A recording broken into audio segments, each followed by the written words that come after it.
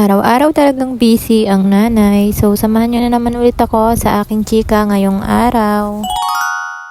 Ayan nga at nakakasanayan ko ng mag-mini vlog at meron na ding mga nag-aabang ng mini vlog ko. Nakakatawa naman na nagtatanong sila kung may upload ba ako ngayong araw. Thank you so much po sa mga nanonood. Nakakatawa naman at marami na palang nakakapanood ng aking mini vlog. Sana po mag-comment din kayo at nang ako yung makapag-shoutout sa inyo. At maraming salamat po talaga, nakakataba naman ng puso. So, heto nga po ang ganap sa aking araw at yan nga kahapon guys ay tiniklop ko na yung mga tikloping ko at ako nga pala ay nagluto ng ginisang alamang. Ang sarap nyon guys. Tapos meron akong talong at okra, diba? Busog na busog si Ate Ayin at tuwang-tuwa siya, ang sarap ng ulam.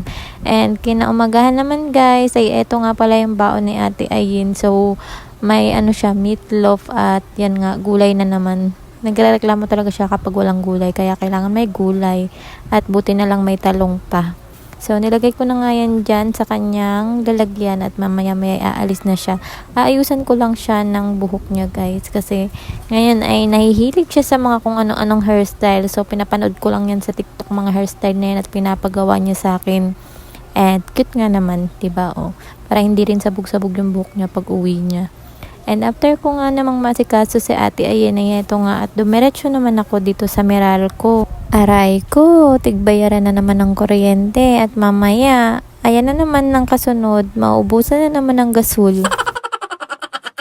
Tandem talaga yung dalawang yan eh. And by the way nga guys, ay dumaan nga pala akong sa palengke para bumili naman ng mga gulay. Murang gulay dito at pagkabili ko naman ay umuwi na rin ako.